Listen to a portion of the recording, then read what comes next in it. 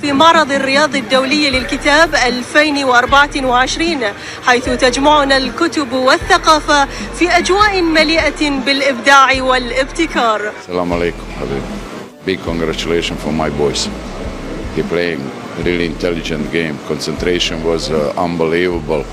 And I'm happy. Usai sombongkan diri, kini timnas Bahrain tiba-tiba ketakutan dan tak mau lagi sombong di hadapan timnas Indonesia. Hanya gara-gara dua hal ini, media Bahrain pun sampai dibuat terkejut. Namun sebelum lanjut, alangkah baiknya kalian subscribe, like, komen, dan jangan lupa nyalakan lonceng notifikasinya agar kalian gak ketinggalan update berita menarik dari timnas Indonesia. Kalau sudah, mari kita lanjut. Timnas Indonesia dipastikan telah memanggil 27 nama pemain untuk dibawa ke Bahrain dan juga Cina. Diketahui timnas Indonesia akan menjalani lanjutan kualifikasi Piala Dunia Zona Asia putaran ketiga. Timnas Indonesia sendiri akan bertandang ke Stadion Bahrain International Stadium pada 10 Oktober mendatang untuk menghadapi timnas Bahrain. Lalu 5 hari berselang, timnas Indonesia akan berangkat ke Cina untuk mendapatkan poin penuh di kandang Cina. Timnas Indonesia sendiri menjadi tim kuda hitam di grup C yang dihuni oleh tim-tim papan atas Asia seperti Jepang, Australia, Bahrain, dan juga Cina. Lalu ada juga Arab Saudi.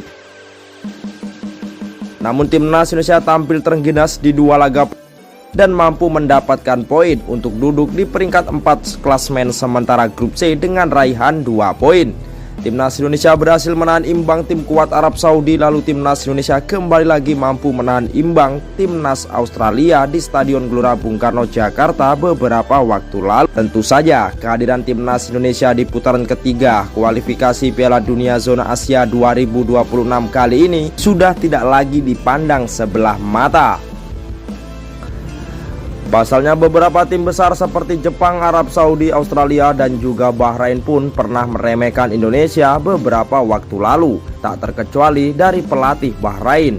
Pelatih Bahrain mengatakan bahwasanya timnas Indonesia merupakan salah satu tim lemah di grup C, dan keuntungan mereka adalah mampu meraup hasil penuh saat menjamu Indonesia.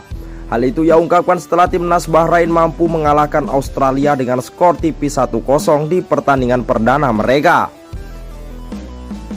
Timnas Indonesia merupakan tim yang masih menjalani debut di putaran ketiga. Tentu saja kami harus mendapatkan hasil penuh saat menghadapi mereka, dan itu kami rasa, kami yakin, kata pelatih dari timnas Bahrain. Namun dengan dua penampilan yang ditunjukkan timnas Indonesia, kini timnas Bahrain pun sedikit merasa ketar-ketir.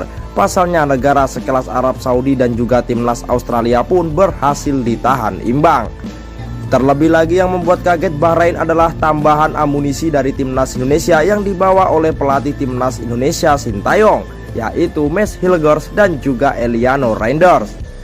Perlu diketahui, kedua pemain tersebut sudah sah menjadi warga negara Indonesia dan telah mengambil sumpah beberapa waktu lalu. Kedua pemain tersebut pun masuk dalam daftar skuad yang dibawa oleh pelatih timnas Indonesia Sintayong untuk menuju Bahrain dan juga Cina.